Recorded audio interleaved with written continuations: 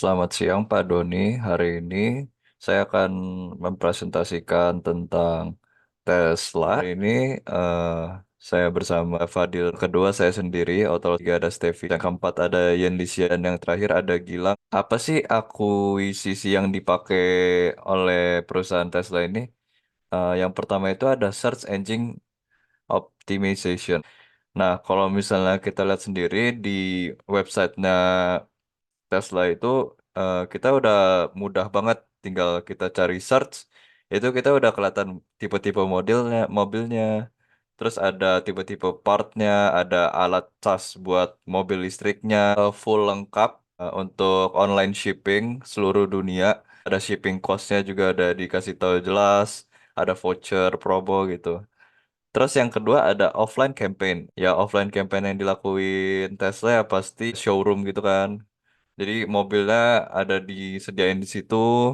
Orang yang datang bisa ngeliat secara langsung bentuknya kayak gimana, fitur-fitur yang diberikan mobilnya gimana, autopilot yang berjalan seperti gimana. Akhir itu ada iklan atau sponsor online agar orang-orang itu tahu brand Tesla ini apa sih? Oh, brand Tesla ini berkembang fokus untuk mobil listrik gitu. Terus yang kedua itu ada conversion atau proportion development. Kan tadi saya udah bilang, saya udah jelaskan di websitenya Tesla itu lengkap banget. Jadi kita bisa ganti bahasa yang kita mau dalam website. Nah, bisa langsung ke auto translate. Terus kita mau beli mobil nih, langsung bisa setting ke alamat Tangerang, ke Banten. Itu ntar langsung diberitahu gitu. Harganya berapa, terus sampai ke Indonesia kapan itu jelas dari websitenya. Yang kedua itu memberikan layanan pelanggan yang sangat baik. Pasti orang-orang bingung ya untuk dulu-dulu ya. Pasti kayak masa sih kayak ada mobil listrik kayak gimana sih cara fungsinya? Nah, custom dari staff-staff Tesla ini udah siap untuk menjawab pertanyaan-pertanyaan dari customer. Jadi customer tuh tahu keunggulan dari mobil listrik itu apa sih? Ya, saya akan menjelaskan tentang retention and growth dari Tesla. Pertama, yaitu proposition development.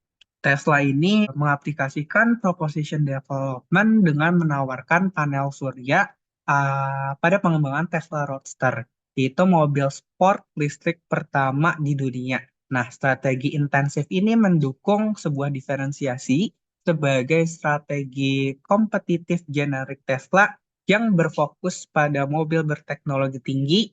Dan yang kedua untuk personalisasi, nah, Tesla Mobile App ini menawarkan personalized control. Konsumen ini dapat memonitor pengisian daya atau precondition cabin dan juga pemanggilan kendaraan. Jadi dapat mensaman gitu di mana kendaraan ini berada nih kalau kita lupa parkirnya di mana seperti itu. Nah, highlight dari fitur-fitur ini itu bukan cuma untuk sekedar mobil tapi mempunyai koneksi baik itu saat di dalam mobil ataupun berkendara ataupun ketika mereka tidak berada di dalam kendaraan Tesla gitu. Outbound communication ini Tesla menjalin komunikasi dengan pelanggan melalui email personal, notifikasi dalam sebuah aplikasinya, dan juga aplikasi seluler Tesla.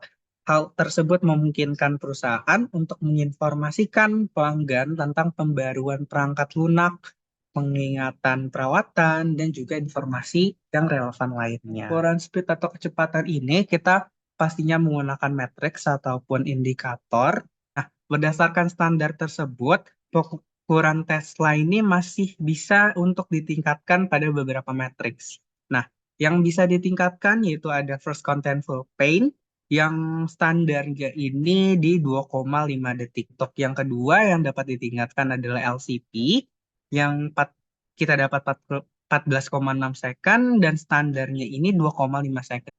CLS yaitu standarnya itu 0,1 jadi sedikit lebih besar. Nah, untuk peningkatan tersebut dapat dilakukan dengan berbagai cara seperti mengoptimalisasi gambar dan media.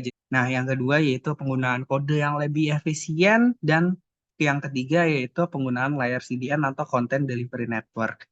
Mengukur Peningkatan dan pengukuran web Tesla ini akan memberikan pengalaman pengguna yang lebih baik. Nah, jika dioptimalkan, dapat menghasilkan suatu halaman web yang lebih cepat dibuat, konten halaman web yang terlihat lebih jelas, dan pengalaman penggunaan yang lebih lancar serta responsif. Ya, selanjutnya yaitu konsistensi dari website Tesla ini bisa kita lihat sendiri di gambarnya ada gambar iOS, terus Android dan desktop. Nah, dari yang apa yang kita udah research itu tampilan dalam iOS, Android dan desktop itu sama ya untuk website Tesla. Jadi orang-orang juga mudah untuk menggunakan website Tesla ini. Navigasi dari handphone dan komputer itu semua udah kita cek, tidak ada link yang error, semua berjalan dengan baik. Website juga responsif, ketika kita memencet menu itu langsung ada pilihannya. Terus untuk bahasanya juga bisa kita ganti-ganti, untuk bahasa ke Indonesia, bisa bahasa Inggris. Layout ini tampilan dari websitenya juga simple, jadi ada gambar mobilnya, terus tulis font-fontnya juga mudah dibaca, terus tampilannya juga black and white, jadi mudah gitu untuk orang-orang yang untuk melihat websitenya gitu. Nah, oke, selanjutnya untuk branding. Secara keseluruhan, branding Tesla itu sudah cukup kuat dan konsisten. Hal ini terlihat dari penggunaan logo, warna, font, dan gaya bahasa yang sama di seluruh halaman webnya.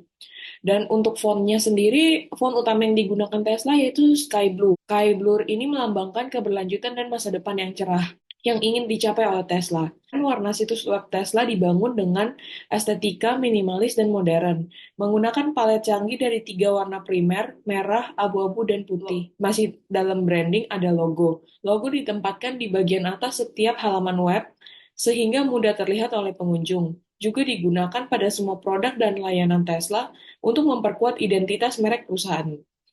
Dan selanjutnya ini ada style language. Nah, situs web Tesla menggunakan bahasa yang informatif dan ramah untuk berkomunikasi dengan pengunjung. Terdapat teknologi used by Tesla. Jadi Tesla menggunakan teknologi canggih dalam kendaraan otomotifnya, termasuk sistem penggerak listrik, pengangkat lunak pengemudi otomatis, serta teknologi baterai terkini. Mereka juga memberikan prioritas pada langkah-langkah keamanan cybernya untuk melindungi kendaraan terhubung mereka. Salah satu contohnya adalah fastest and environmentally friendly sedan car, di mana mobil sedan Tesla dengan model SP100D dapat masuk dalam kategori mobil Tesla tercepat karena mampu mencapai kecepatan 60 mph dalam waktu 2,5 detik. Dengan kapasitas baterai sebesar 100 kWh, mobil ini dapat menempuh jarak hingga 425 km tanpa perlu diisi ulang. Proses pengisian baterainya sendiri memakan waktu 6-8 jam dari kosong.